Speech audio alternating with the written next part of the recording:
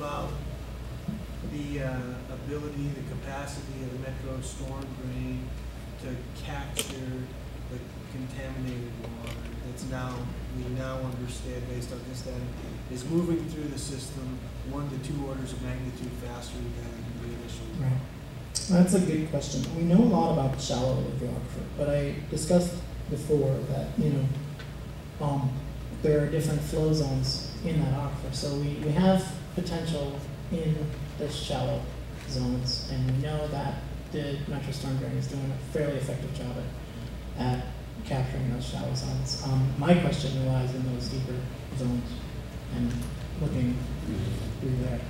And, it's just one of the questions in my mind is does the storm drain have an effect, and is it capturing those deeper flow zones?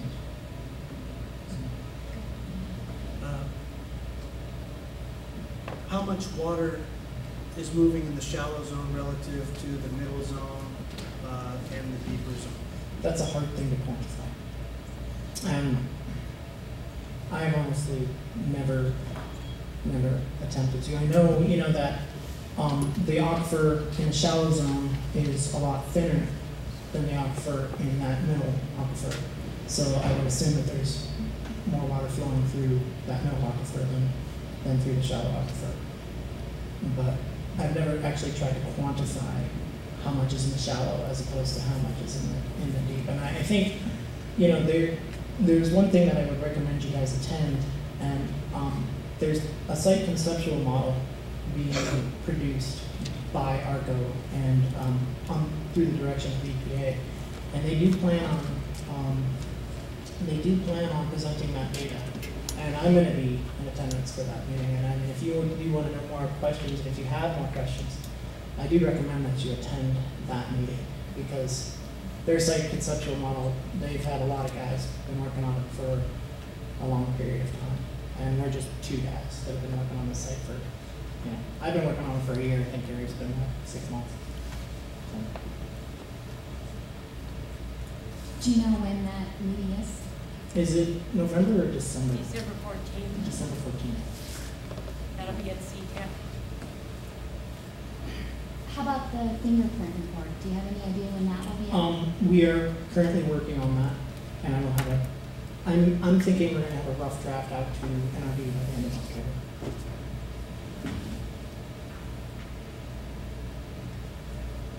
Yes, sir. I have a question. Could you put that comparison back on the screen between the EPA data and that one there? I guess my question is this. I understand that the 2.5 was based on data from the shallow zone, yet your numbers are based on data from the middle zone. Right. Is this like comparing apples and oranges? I don't believe that those K values, if those K values are for the shallow zone, I do not believe that 2.5. I think it's higher. We did not analyze the upper aquifer. I did the one in the middle, and I think I got 26 feet per day conductivity in the parent plume in the shallow aquifer. And so I think those numbers are a little on the low side even for the shallow aquifer. We did only address the middle alluvial aquifer because that's where we pumped from. And these excuse me, these flow zones are semi-confined from each other, so there's flow restrictions. And there are solutions which account for a water table aquifer on top of a confining unit. And we did a few of those, and I got somewhere on the order of about 26 feet per day in that upper aquifer, which is still an order of magnitude higher than 2.5 feet per day. I do, 15 below Harrison, that's a little bit better, but I still don't know if that's the case. I'd like Go ahead. I'd like to clarify this a little bit anyway. I have I made a copy, my memory's terrible, so I made a copy of the part of the focused feasibility study that deals with the shallow alluvial aquifer. And this question has come up before. And so I'd just like to read what the focused feasibility study says. And so the focused feasibility talks about the shallow alluvial aquifer. And we talk about a shallow alluvial aquifer. But I'd like to explain the difference by reading what the focused feasibility study says. That the shallow groundwater system in the upper MSD area above Harrison Avenue exhibits low hydraulic conductivity on the order of 1 or 2.5 feet per day. As previously mentioned, lithologic information suggests that the low permeability alluvium in the upper MSD extends to a depth of at least 200 feet below ground surface. So when the focused feasibility is talking about the shallow alluvial aquifer, they're grouping the entire 200 feet of the top of that aquifer as one unit and saying it has a hydraulic conductivity of 2.5 feet per day. So saying the focused feasibility study was for shallow aquifer, yes, but what they're calling shallow aquifer is different than how we define the shallow aquifer.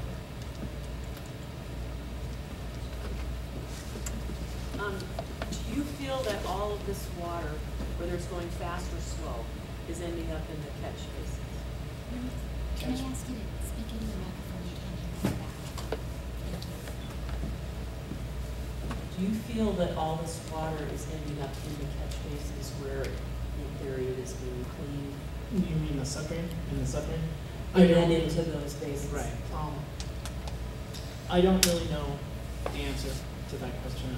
I have my questions, and I mean, I guess that is a question that we all need to keep in the back of our minds and ask at a later date when we have more data.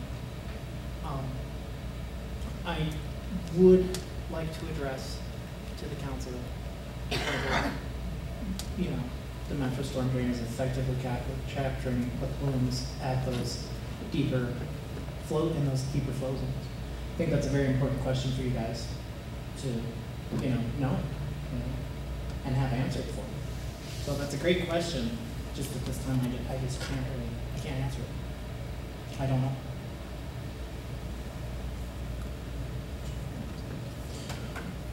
Nick, what do you know about the gradient from Metro Storm Drain to Blacktail? The storm drain is lower than Blacktail, I believe. Is that accurate? Is that an accurate statement? Yeah. And so there is, a gradient between Blacktail and the storm drain.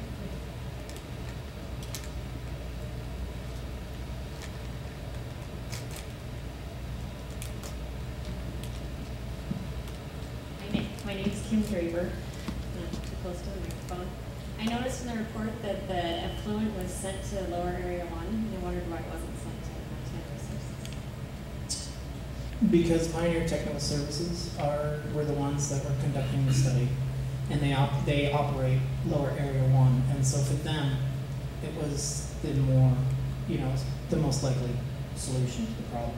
We didn't have that affiliation with. It wasn't our system. We weren't operating at lower area 1, so we would have had to have gone up to MR. Yes, ma'am.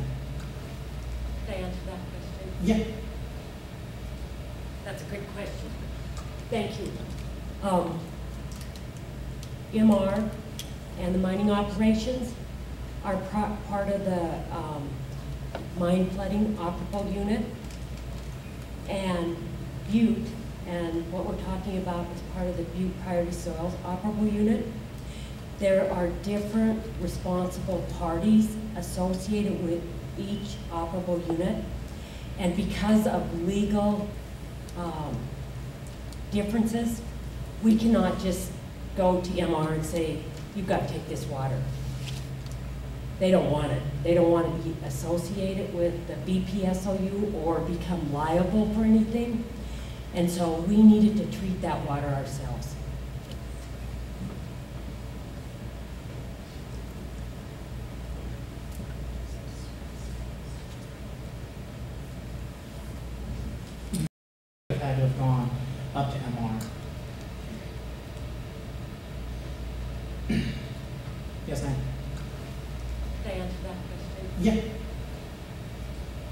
good question. Thank you. MR and the mining operations are part of the mine flooding operable unit. And Butte, and what we're talking about is part of the Butte Priority Soils operable unit. There are different responsible parties associated with each operable unit. And because of legal differences, we cannot just go to MR and say, you've got to take this water. They don't want it. They don't want to be associated with the BPSOU or become liable for anything. And so we needed to treat that water ourselves.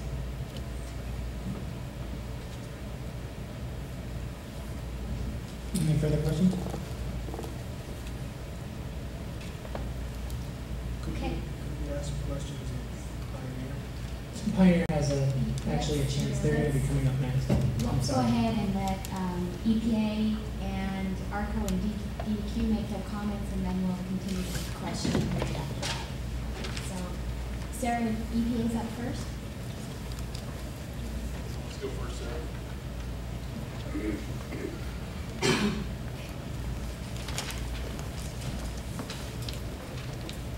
I also would like to introduce you to Julie DeSoglio. She's director of the Montana EPA office, my boss and head of EPA for Montana.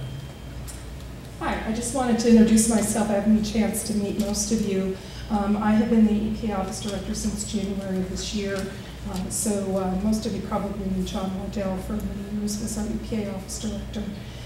Sarah asked me to come down and just be available tonight to give you kind of an overall briefing. She's going to be explaining to you the additional work that EPA has directed ARCO to be doing to address further characterization of the aquifer and how folks have been working together and when those reports are going to be coming out. I appreciate Nick mentioning that because I think there's going to be additional information that will be helping you to assess where you want to go with your program relative to the air tailings and the aquifer situation. So that's what Sarah's going to be able to present tonight, and I'm available afterwards to answer questions or talk about anything that you might have for EPA.